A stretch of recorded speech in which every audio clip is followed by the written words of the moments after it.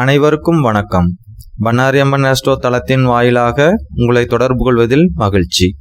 அன்றாட வாழ்க்கையில் நம்ம செய்கிற ஒவ்வொரு செயல்களுமே ஒவ்வொரு பின்விளைவுகளை ஏற்படுத்துங்க.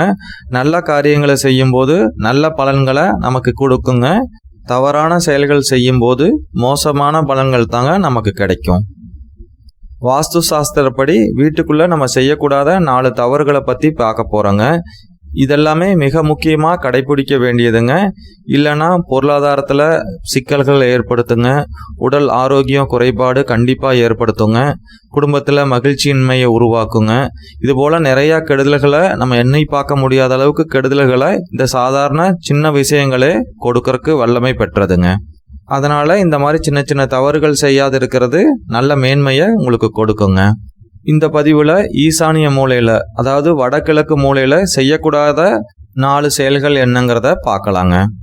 முதலாவதாக, சமையலறையில் ஈசானிய மூலையில் குப்பை கூட வைக்கவே கூடாதுங்க. அழுக்கு பாத்திரம், மீதமான சாப்பாடு, இது எல்லாமே ஈசானிய மூலையில் இருக்கக்கூடாதுங்க. ரொம்பவும் சுத்தபத்தமாக ஈசானிய மூலையில் இருக்கணுங்க. அதுலேயும் சமையலறையில் குறிப்பாக ரொம்பவே சுத்தமாக இருக்கணுங்க. அது மட்டும் இல்லாமல் கிச்சனோட ஈசானிய மூலையில் கண்டிப்பாக அடுப்பு இருக்கவே கூடாதுங்க. நெருப்பு சம்மந்தப்பட்ட எந்த பொருளுமே ஈசானிய மூலையில் இல்லாத மாதிரி பார்த்துக்கிறதே ரொம்பவே சிறப்புங்க. அடுத்ததாக, பெட்ரூமோட ஈசானிய மூலையில், அதாவது வடகிழக்கு மூலையில் அழுக்கு சேர்க்கிறத தவிர்க்கணுங்க. ஈசானிய மூலையில் தாங்க எல்லா ரூமுக்குமே பொதுவாக கதவுகள் வைக்கிறது வழக்கம். கதவுக்கு பின்னாடி நம்ம ஹேங்கர் வச்சு அழுக்கு துணிகளை நம்ம மாட்டுறத அதையும் வழக்கமாக வச்சுருக்கோங்க. இந்த மாதிரி அழுக்கு துணிகளை வீட்டோட ஈசானிய மூலையில் வைக்கிறத கண்டிப்பாக தவிர்க்கணுங்க. அழுக்கு துணிகளை ரூமோட வடமேற்கு மூலை, அதாவது வாயு மூலையிலையோ இல்லை அக்னி மூலையிலையோ வச்சுக்கலாங்க. அக்னி மூலைங்கிறது தென்கிழக்கு மூலைங்க. இதே போல் கிச்சன்லேயும் கிச்சனோட வேஸ்ட் பொருட்களை வாயு மூலையில் வச்சுக்கிறது நல்லதுங்க. மூணாவதாக பார்க்க போகிறது, ஒரு சில வீட்டில் பெட்ரூமே ஈசானிய மூலையில் அமையறக்கான வாய்ப்புகளும் இருக்குங்க.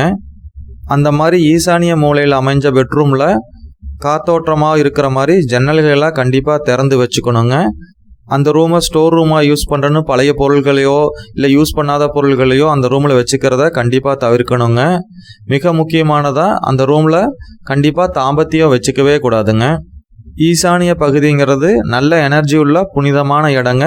அதில் குழந்தைகள் படிக்கிறதுக்காக ஸ்டடி ரூமாக யூஸ் பண்ணலாங்க. சாமி படங்கள்லாம் வச்சு பூஜை ரூமாக யூஸ் பண்ணலாங்க. ஆனால் விளக்கேற்றுறத தவிர்க்கணுங்க. அதனால் அங்கே ஒரு மெடிடேஷன் ரூம் மாதிரி கூட நீங்கள் அதை யூஸ் பண்ணிக்கலாங்க. நாலாவதாக, வீட்டுக்கு வெளியில் காம்பவுண்டுக்குள்ளே இருக்கிற ஈசானிய பகுதியில் மரங்கள் கண்டிப்பாக இருக்கவே கூடாதுங்க. அடர்ந்த செடிகளோ கொடிகளோ கூடவே கூடாதுங்க. ஈசானிய பகுதி ரொம்ப சுத்தமாகவும் தாழ்வாகவும் இருக்கணுங்க. வாட்டர் டேப் கூட அந்த இடத்துல இருக்கக்கூடாதுங்க. பொதுவாகவே ஈசானிய மூலையில், அது வீட்டுக்காக இருக்கட்டும் ஒவ்வொரு ரூமுக்காக இருக்கட்டுங்க, எல்லா ஈசானிய மூலையிலுமே ரொம்ப சுத்தமாக இருக்கணுங்க. நெருப்பு சம்மந்தப்பட்ட பொருள் இருக்கக்கூடாதுங்க. வெயிட்டான பொருள்கள் அந்த மூலையில் இருக்கக்கூடாதுங்க. அது கீழேயாக இருந்தாலும் மேலே லாஃப்ட் வச்சு மேலே இருந்தாலும் எங்கேயுமே பாரமான பொருள்களை அந்த இடத்துல வைக்கக்கூடாதுங்க. ஈசானிய மூலையில் லாஃப்ட் வைக்கிறதே கண்டிப்பாக தவிர்க்கணுங்க. வீட்டுக்கு மேலே மொட்டை மாடியிலையும் ஈசானிய மூலையில் பாரத்தை ஏற்றவே கூடாதுங்க. இங்கே நம்ம சொன்ன தவறுகளையெல்லாம் செய்யாமல் ஈசானியத்தை நல்ல முறையில் பாதுகாத்துக்கிறது மூலம் குடும்ப தலைவிகிட்ட பணப்புழக்கம் அதிகமாகுங்க. குடும்ப தலைவரோட வருமானம் உயருங்க. குடும்பத்தில் நல்ல மகிழ்ச்சி ஏற்படுங்க. திருமணத்தில் இருந்த தடைகள்லாம் கண்டிப்பாக விலகுங்க. புத்திரதோஷம் இருந்துச்சுனாலும் அதுக்கான தடைகளும் இதன் மூலம் விலகுங்க.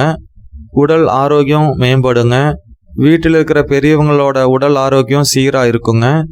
எந்த ஒரு கெட்ட செயல்களுமே நடக்காதவாறு இருக்குங்க. வருமானம் அதிகரித்து கடன் சுமையெல்லாம் குறையுங்க.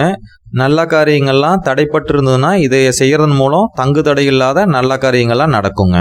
பள்ளியில் படிக்கிற குழந்தைகள் சிறப்பாக செயல்படுவாங்க. ஞாபக சக்தி அதிகமாகுங்க. அறிவும் சிந்தனையும் தெளிவு பெறுங்க. பொதுவாகவே ஈசானிய மூலையிலிருந்து தாங்க நல்ல எனர்ஜியெல்லாம் நம்ம வீட்டுக்குள்ளே வருதுங்கிறது தான் வாஸ்து சாஸ்திரத்தில் சொல்லியிருக்காங்க. அதனால் அந்த பகுதியை சுத்தமாகவும் காற்றோட்டமாகவும் வச்சுக்கிறது மூலம் நமக்கு நல்ல பலன்களை எல்லாம் மிகுதியாக பெறலாங்க. மீண்டும் நல்லதொரு பதிவில் சந்திக்கலாங்க. நன்றி.